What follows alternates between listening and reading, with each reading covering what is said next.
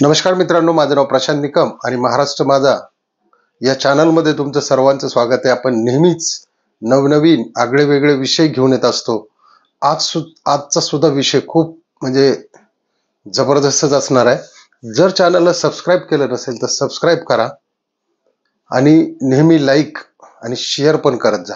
तर मित्रांनो, थंबनेलवरून तुमच्या लक्षात आलं असेल की श्री आपले जे प्रेमानंदजी महाराज आहेत, म्हणजे ज्यांचे भक्त पूर्ण भारतात आणि भारताच्या बाहेर सुद्धा आहेत, अशा लाखो करोडो भक्तांची आशास्थान म्हणजे प्रेमानंदजी महाराज यांची तब्येत खालावलेली आहे.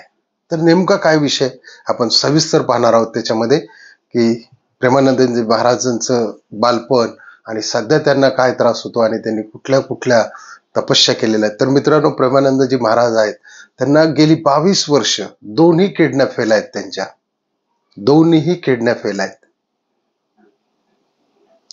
तर आज म्हणजे 2 दिवस झालं त्यांना त्यांच्या चेहऱ्यावरती सूज आहे. तुम्ही थंबनेलवरती फोटो पाहिला असेल तर लक्षात येईल, त्यांच्या चेहऱ्यावरती सूज आहे.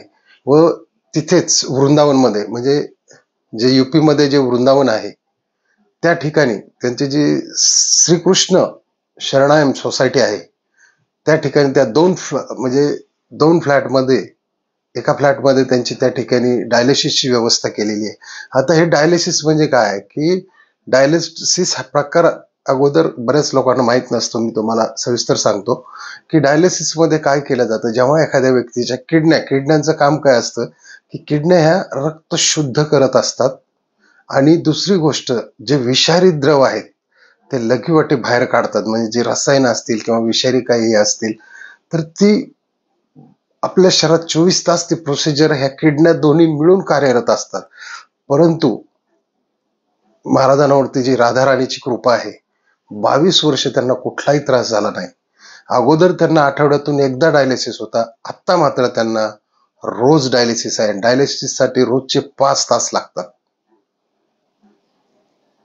तर हे काम, म्हणजे डायलिसिसचं काम त्यांचे त्या श्रीकृष्ण शरणायम या ठिकाणी, तिथे जिथे फ्लॅट आहे तिथे त्यांची सोय केलेली आहे. व त्यांची तब्येत म्हणजे खूपच बिकट आहे. हा त्याच्यामुळं काय होतंय की त्यांना आता जे लोक दर्शनाला येतात, पहाटेचे 3:30-3:30 वाजता जे दर्शन व्हायचे, ते लाखो लोक आज वृंदावन मध्ये आहेत. सगळे लाखो करोडो लोक परमेश्वराला प्रार्थना करतायत की प्रेमानंदजी महाराज हे लवकर ठीक व्हावेत. तर त्यांच्या ह्या 22 वर्ष किडन्या दोन्ही फेल असून आतापर्यंत एकदम सुखकर प्रवास झाला आहे. प्रथमदर्शी प्रेमानंदजी महाराज हे युपीतील, म्हणजे एक गाव आहे पण ते कानपूरलाच असं म्हटलं जातं, कानपूरला. तर तिथं त्यांनी 8वी पर्यंत शिक्षण घेतलं. वडील सुद्धा धार्मिक याच्यामध्ये होते, त्याच्यामुळे हे सुद्धा धार्मिक याच्यामध्ये त्यांचं सुद्धा म्हणजे अध्यात्मामध्ये यांचं सुद्धा मन रमलं आणि त्यांचं शिक्षण 8वी पर्यंत झालं. वयाच्या 13व्या वर्षी यांनी सांसारिक जीवनातून संन्यास घेतला. म्हणजे वयाच्या 13व्या वर्षापासून ते या भागवत गीतेचं अभ्यास करतात. त्यांनी मथुरा, हरिद्वार, त्याच्यानंतर वृंदावन, काशी या ठिकाणी भरपूर साधना केल्या. सुरुवातीला कानपूर मधल्या मंदिरातून ते करत करत तिथून ते काशीला गेले. तिथे 15 महिने राहिले. तिथे 3 टाइम ते गंगा स्नान करून तिथे साधना करायचे व फक्त दिवसातले 15 मिनिटं एकदा भिक्षा मागायचे. जर भिक्षा मागून काही मिळालं नाही तर ते कित्येक दिवस सुद्धा उपाशी राहिलेले. आणि आज भारतातील नव्हे तर बाहेरील देशातले सुद्धा लोक त्यांना किडनी, त्यांचे जे भक्त आहेत, जे शिष्य आहेत त्यांचे, ते त्यांना किडनी द्यायला तयार आहेत. आता मागच्याच वेळेस शिल्पा शेट्टी वगैरे आली होती, त्यावेळेस राज कुंद्राने सुद्धा म्हणजे त्याचं व्हिडिओ पाहिला. तर त्यांनी पण सांगितलं होतं, महाराज मैं आपको किडनी देना चाहता हूं. परंतु असे सनातन धर्मामध्ये कित्येक महाराज लोक आहेत की ते त्यांना किडनी द्यायला तयार आहेत, पण महाराज ती घेत नाहीयेत. आणि महाराजांचा मेन उद्देश म्हणजे भागवत गीता कथन, त्याच्यानंतर श्रीरामचरितमानस, अशा पूर्ण म्हणजे कथा. लोक त्यांचे खूप त्यांचं जर तुम्ही युट्यूबवर पाहिलं तर खूप फॅन फॉलोईंग आहे त्यांचं जबरदस्त. करोडो मध्ये व्ह्यूज त्यांना येतात तिथे. आणि त्यांनी जे कार्य केलेलं आहे ते म्हणजे समाजसेवी कार्य आहे. त्याच्यामध्ये काही विद्यार्थ्यांना जर शालेय जीवनामध्ये काही मदत लागल्या तर त्या ठिकाणी त्यांनी त्याचा सुद्धा सपोर्ट केलेला आहे. आश्रमशाळा आहेत, गोशाळा आहेत, लोकांना अन्नदानाची सर्व्हिस आहे आणि प्रथमदर्शी महाराज कुणालाही कुठलीही दक्षिणा कुणाची घेत नाहीत.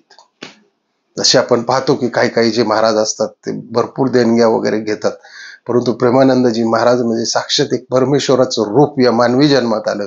आणि आज मात्र त्यांना जो त्रास होतो किडनीचा, त्याच्यासाठी मी तर अगोदर म्हणेल आपली जी युट्यूब फॅमिली आहे त्यांच्या वतीने किंवा त्यांनी प्रत्येक जणांनी परमेश्वराकडे प्रार्थना करा, याचना करा की परमेश्वरा प्रेमानंदजी महाराजांना लवकर बरं वाटू दे व हे विघ्न त्यांच्या मागचं टळून या पूर्ण भारत देशाचा जो संसार आहे, ज्या त्यांच्या कथा आहेत, जे त्यांचं प्रबोधन आहे, ते रोज रोज ऐकायला मिळतं. त्यांचं दर्शन झालं तरी लोकांना या ठिकाणी कित्येक समस्या सुद्धा त्यांच्या दूर होतात. असे हे प्रेमानंदजी महाराज म्हणजे साक्षात परमेश्वराचाच अवतार आहे. जिथे श्रीकृष्णाच्या रासलीला म्हणू, आपण बाललीला म्हणू, ज्या ठिकाणी घडल्या त्या वृंदावनमध्ये त्यांनी त्यांचं त्याच ठिकाणी त्यांनी राहणं पसंत केलं. म्हणजे एवढे राधाराणीचे महाराज भक्त आहेत आणि त्यांना कुठल्याही कशाचाही मोह नाही. आणि त्यांच्या सांगण्यात सुद्धा येत असतं वारंवार की तुम्ही सुद्धा कुठल्याही गोष्टीचा मोह धरू नका.